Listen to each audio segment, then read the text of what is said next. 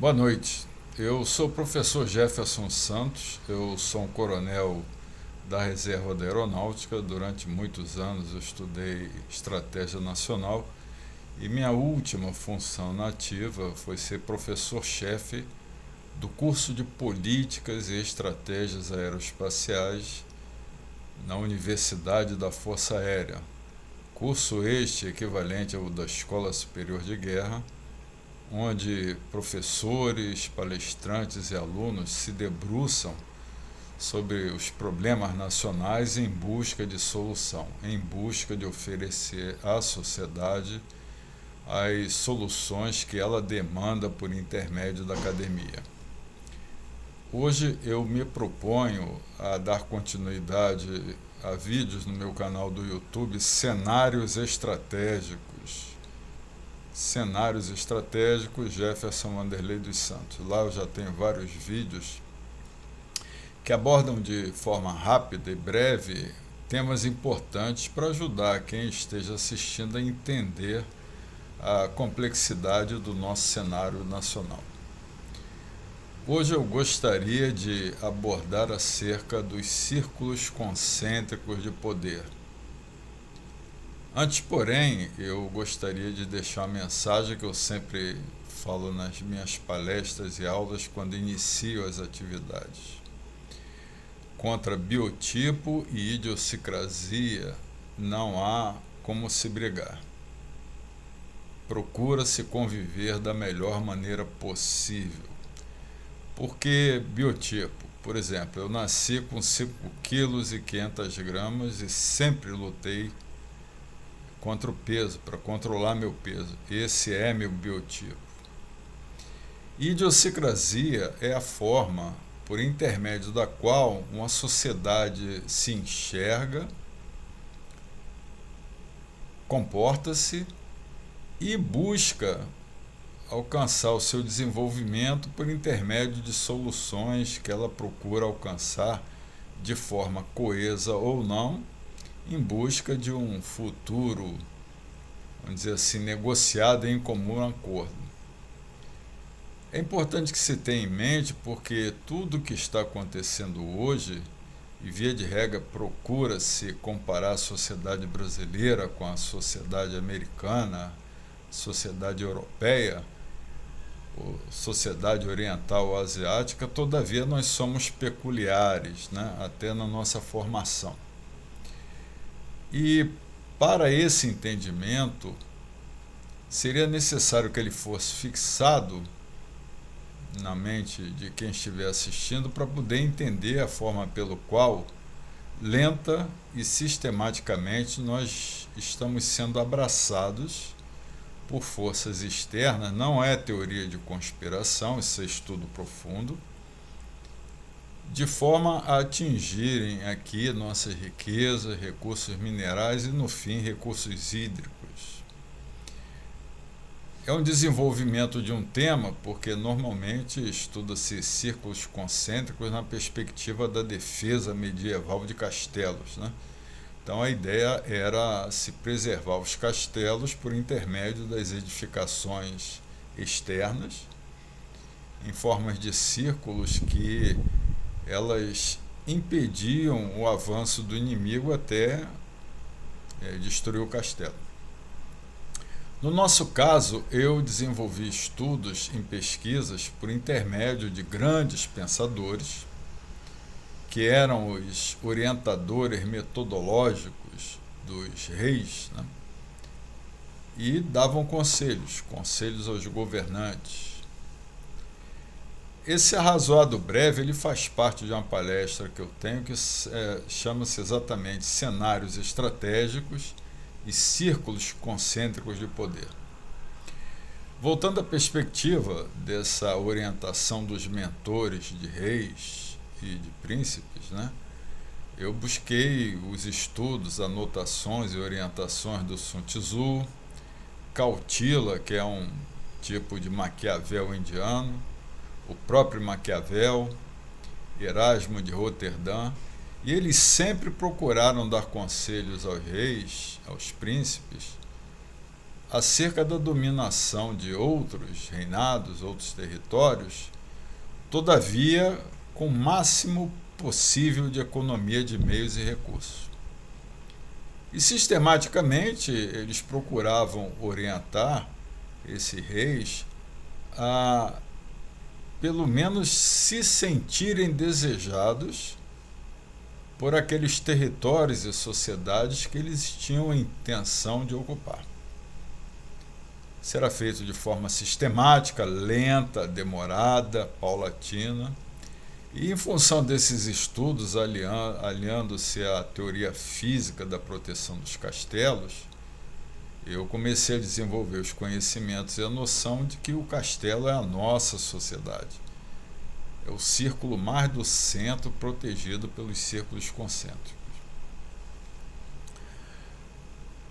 A preocupação maior dessa junção de ideias, pensamentos e teorias era a penetração de um determinado território, sociedade e, por fim, sua dominação, que se dará por intermédio da sistemática e lenta conquista, disseminação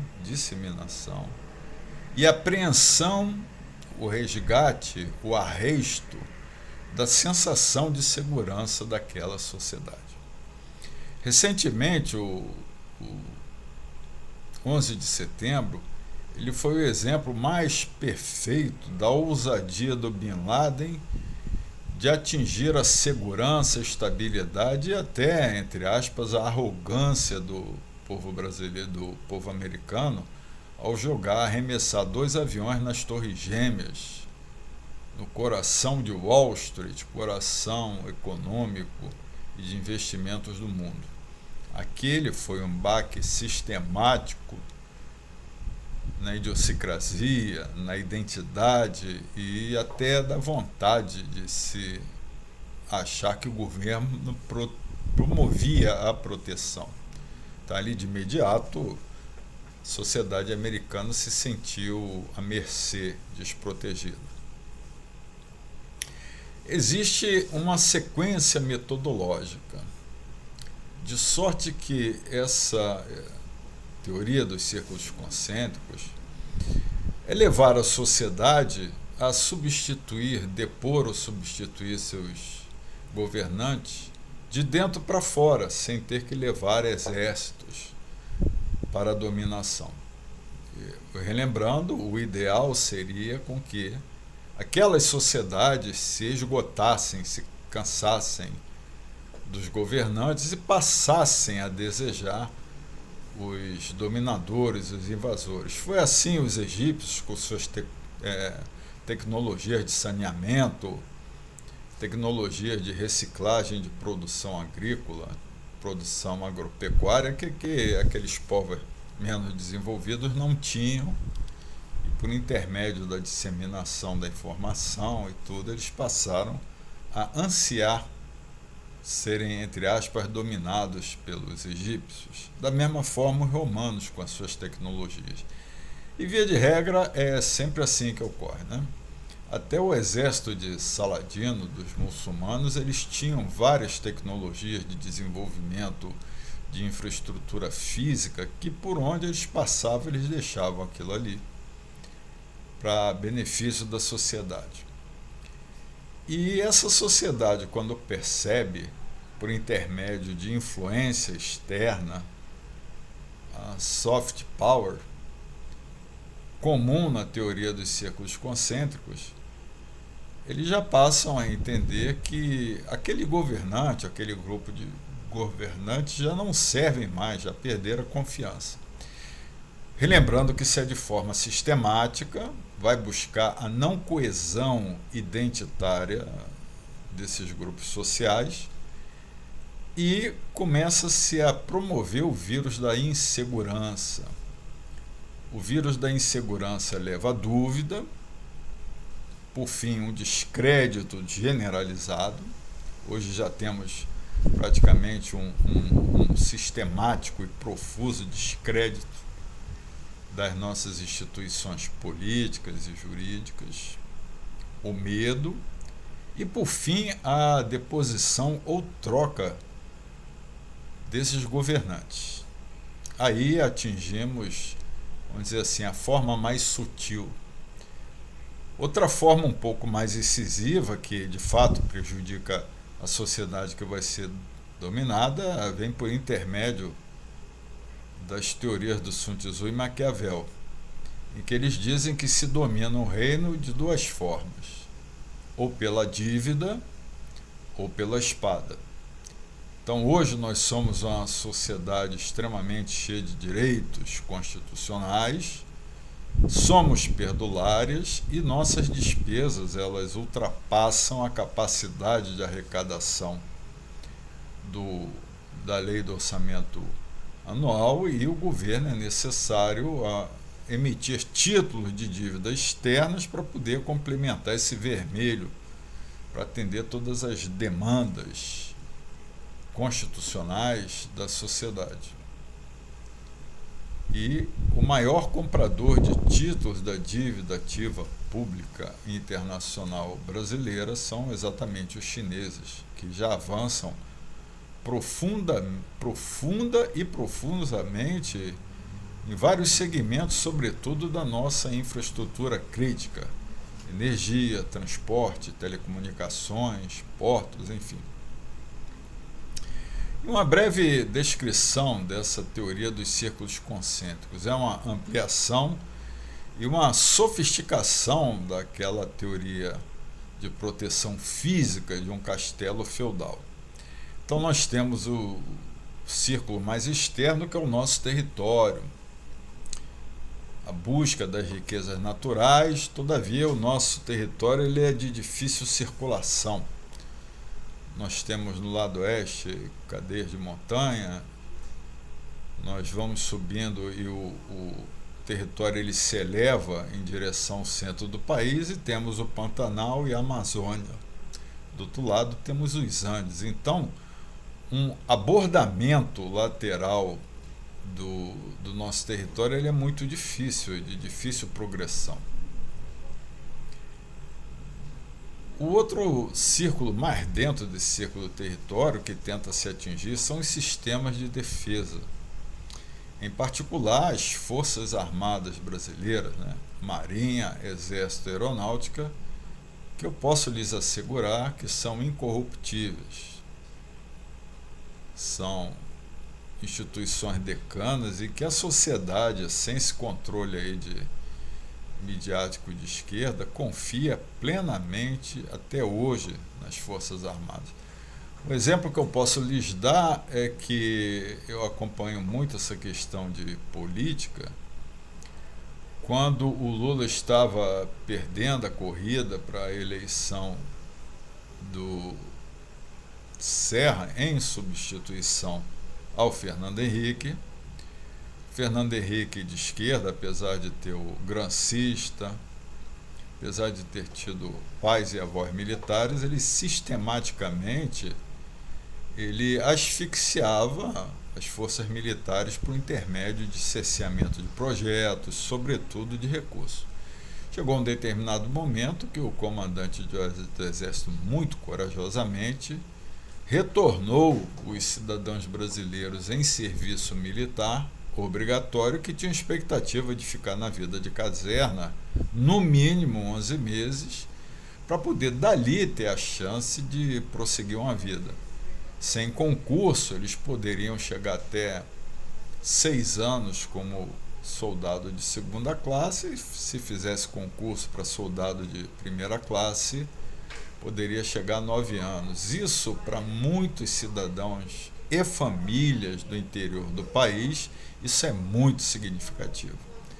Então, a partir do momento que eles viram seus filhos e seus sonhos retornarem para casa desguarnecidos, ali foi um momento de inflexão na curva da corrida eleitoral. O Lula se aproveitou muito bem, o próprio Garotinho se aproveitou muito bem disso nos discursos, e a partir dali o Serra começou a perder espaço, apesar de ter chegado até o segundo turno, mas ele não conseguiu mais reduzir essa diferença. E esse ponto de inflexão foi o retorno compulsório e cancelamento dos sonhos de expressiva parcela dos cidadãos no território nacional.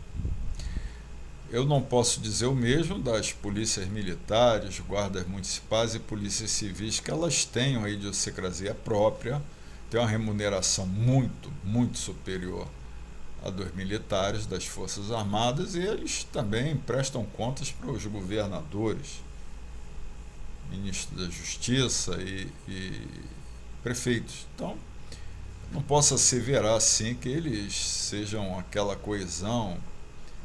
E mesmo porque a esquerda, eles reconheceram que falharam ao tentar cooptar os militares, as Forças Armadas, para o projeto grancista deles. E aí foi realmente onde a sociedade se resguardou. Ok, uma vez não possível transpor o território ou cooptar as Forças Armadas, eles buscam atingir a nossa produção. Primeiro, a produção agrícola. Apesar dessa diversidade, dificuldade topográfica de se avançar e desenvolver no terreno, os briefings da Embrapa, sobretudo o professor doutor Evaristo Macedo, ele revela que nós temos uma produção agrícola de nível competitivo internacional e ela, uma produção agropecuária, melhor dizendo, e ela ocorre em somente 7,6% de todo o território nacional. Então eles não conseguem prejudicar e competir. O outro é a nossa base industrial, não só base industrial de defesa, mas a base industrial clássica, né? E aí eu chamo a atenção que eles sempre se preocuparam em dominar, por intermédio de ações e participações societárias, a nossa denominada Amazônia Amarela, que fica ali no eixo sul-sudeste, a começar do Vale do Paraíba, São José dos Campos, Jacareí, descendo até Araraquara, onde existe o Centro de Pesquisa e Desenvolvimento Nuclear da Marinha. E também ainda temos o Vale dos Sinos, temos a região de Franca, essa é considerada a nossa Amazônia Amarela, que por mais esforço que o Lula tenha feito nos seus 8 anos de poder e 8 sistemáticos anos de reclamação do falecido senador José de Alencar, empresário, vice-presidente, ele sempre reclamou dos juros escorchantes que estavam sufocando e sucateando a nossa indústria nacional. Eles quase conseguiram, mas não atingiram esse detalhe. Então, território não conseguiram, Forças Armadas não cooptaram, não prejudicaram substancialmente nossa capacidade de produção agrícola, tampouco a nossa produção industrial e, sobretudo, a tecnológica. Todavia, eles vêm logrando um êxito muito importante por intermédio de influência de brasileiros na nossa baixíssima, incipiente produção intelectual. E aí nós estamos devendo bastante, nós não temos até hoje um indicado aí para Prêmio Nobel. Nossas faculdades, tirando a USP, elas não têm aquela projeção internacional, nossas universidades, melhor dizendo. E, ultimamente, sistematicamente, nós estamos tendo os antepenúltimos, últimos e penúltimos lugares no PISA, que é aquele exame internacional de desempenho de estudantes do primeiro grau. Cabe salientar também que 3,5% aproximadamente dos que concluem o bacharelado em Direito, eles logram êxito, eles são aprovados, apenas 3,5%, nos exames da OAB. Então isso daí já dá uma radiografia objetiva, positiva e real da nossa baixíssima capacidade intelectual. E quando eles não conseguem atingir esses objetivos por intermédio da dominação fechada desses círculos concêntricos, né, eles partem para o sufocamento do círculo do centro, que é realmente a sociedade. E de que forma se dá esse sufocamento? Por intermédio de influência, penetração, capilaridade das nossas principais instituições que orbitam em torno do círculo interno principal, como se foram colares, né? Então, nós temos aí as instituições colares ou satélites, né? Que elas sofrem a influência sistemática do gramscismo, ela tira a nossa coesão identitária, ela confunde a nossa idiosincrasia, que já não é sólida e sustentável, nos induz a uma profusa confusão conceitual, intelectual e filosófica. Eu lamento muito hoje que 3 ícones das grandes palestras filosóficas da sociedade sejam professores ali oriundos da USP, da Unicamp, né? Ganham rios de dinheiro fazendo palestras emocionais e politicamente corretas, mas no fim, água com açúcar, sem nenhuma profundidade. Não se convida o cidadão brasileiro a se introspectar e tentar buscar a sua identidade, resgatar. Eles levam aos descréditos das instituições, por fim, aumenta a sensação da insegurança, vem a ruptura com as instituições, leia-se atualmente o governo federal central, a convulsão, e depois eles se apresentam como a solução. O PT, o zero e vezeiro em fazer isso daí.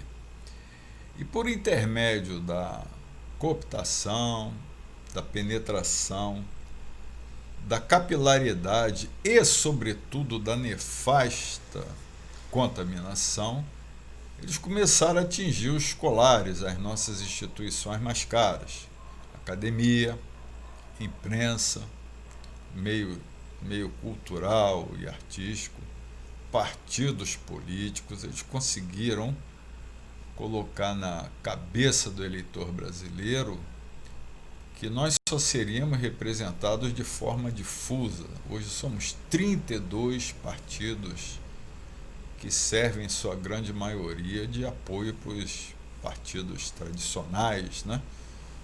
Principais, PMDB, PT, PSDB, PSB, PCdoB, PTB. E esses são os partidos que hoje se apropriam desses partidos menores, num total de 32, e a partir daí estabelece uma verdadeira confusão e desunião. Como dizia Sun Tzu, separar para conquistar, e é o que está o nosso meio político. Nosso sistema político, sobretudo municipal, estadual e federal, apesar de vivermos em regime federativo, ele é confuso, ele é autônomo. Nós vemos aí o sistema judiciário pensando diferente dos demais, o STF querendo mandar no país. Outra instituição cara que sistematicamente eles penetraram foi a igreja, a começar com a teoria da libertação, Leonardo Boff, um pastor que em tese traduziu trabalhos russos aqui, desenvolveu movimentos campesinos, deu origem e os germes, a semente do MST, uma pessoa execrável que recentemente sugeriu aos seus fiéis atirarem bolas de gude contra soldados. Temos também o outro ícone negativo, que é o Frei Beto. E por fim, quando o Lula assumiu o poder, esse projeto de poder impôs o laicismo e ampliou sobremaneira a quantidade de igrejas e denominações religiosas, né, para 53 denominações religiosas. Até Rastafari virou uma religião oficial. Sempre todos em busca de isenções tributárias, fiscais e patrimoniais. Sempre. Ou seja, até a nossa concepção filosófica, acadêmica e religiosa, ela é utilitarista. O cidadão ele vai atrás de quem lhe dá meios de dinheiro. Então contaminamos também a igreja. E claro que desde que o PT alçou o poder, que nós começamos a contaminar absolutamente todos os 13.400 sindicatos no território nacional. Todos, absolutamente todos. E demais agremiações e sociedades, Lions, Rotary, usaram profunda e profusamente a instituição, as organizações não governamentais. Eu fui muito na Amazônia e eu ficava impressionado quando eu apresentei a minha tese de mestrado no Inter-American Defense College. Eu também fiz uma pesquisa sobre a quantidade de ONGs na Amazônia. Para as senhoras e senhores terem ideia, registrados como oficiais na Amazônia, nós tínhamos mais de 5.000 ONGs operando. E ganhando dinheiro de fora e eventualmente até do governo. Para a região Nordeste inteira, nós tínhamos pouco mais de 600 ONGs. De sorte que essas instituições orbitais e colares, por influência externa, ela vem cooptando, ela vem sufocando a capacidade da sociedade de pensar. E é o que está acontecendo hoje. Sobretudo por intermédio dessa execrável confusão mental e conceitual que a mídia, hoje, a maioria dos órgãos de imprensa, elas impõem à sociedade. Sociedade hoje, costumo dizer, podem achar exagero, mas veio sendo sistematicamente amestrada pela nossa mídia. Pense dessa forma e não pense da outra. A outra não é politicamente correta, a outra vai fazer você ser uma pessoa que discrimina. Enfim, o exemplo máximo que eu dou dessa influência negativa da imprensa foi por ocasião do maior desastre ambiental da América Latina, que foi o rompimento da barragem da Samarco, em Mariana, Minas Gerais, que matou inexoravelmente toda a biodiversidade no percurso do Rio Doce até atingir o nosso litoral no Espírito Santo.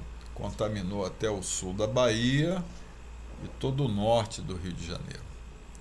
Por ocasião desse desastre ambiental, a Rede Globo nos repletou e atolou, para quem assiste, né, que eu não assisto televisão há muitos anos, com os ataques terroristas na França. Quem quiser lembrar, só se falava de ataque terrorista em Paris, Marseille, Lyon, e nada, absolutamente nada, acerca do maior desastre ambiental da América Latina. A Dilma só sobrevoou, a região só sobrevoou no 10º dia. A Marina Silva, a eterna candidata do meio ambiente, ela sumiu do planeta Terra. Ninguém achava a Marina para poder dar qualquer opinião. Da mesma forma, o Carlos Mink, ex-ministro do meio ambiente, garotão da zona sul do Rio, e até o Zequinha Sarney. Ninguém se manifestou, ninguém deu opinião, ninguém deu nada. Falou nada. Isso comprovou para mim a profunda e capilarizada capacidade que a nossa mídia tem de controlar o pensamento do cidadão. E hoje, amigos que estão assistindo, nós vivemos uma confusão que nos leva a desacreditar nas nossas instituições, sobretudo o foco é o governo central. Pouco se fala desses estados, governador Zema, governador do Paraná, que estão tentando sobreviver a essa pressão, porque o foco é fazer com que o cidadão desacredite os esforços do governo central e se canse dele e coloque outro, aceite colocar outro no lugar. De forma que eu tracei essas considerações breves, porque eu vou prosseguir com outros temas e eu gostaria que, se possível, disseminassem esses vídeos, assinassem lá o meu canal no YouTube, porque de uma forma muito artesanal eu vou procurar esclarecer as pessoas acerca de como eu enxergo hoje a situação, o contexto nacional. Isso é fruto, senhoras e senhores, de muito estudo, muito tempo. E eu procuro servir a sociedade por intermédio do conhecimento que eu amealhei ao longo dos últimos 30 anos, que eu estudo com profundidade Brasil, América do Sul, Mercosul. De sorte que aguardo vocês nos próximos vídeos. Por favor, visitem, divulguem o canal. Eu não ganho nada com isso, além de ser um trabalho artesanal, ele é um trabalho, vamos dizer assim, voluntário. Aguardo todos nos próximos vídeos. Muito obrigado e que Deus nos abençoe, abençoe o presidente Jair Bolsonaro e proteja a nossa sociedade que vive em constante risco. Boa noite a todos.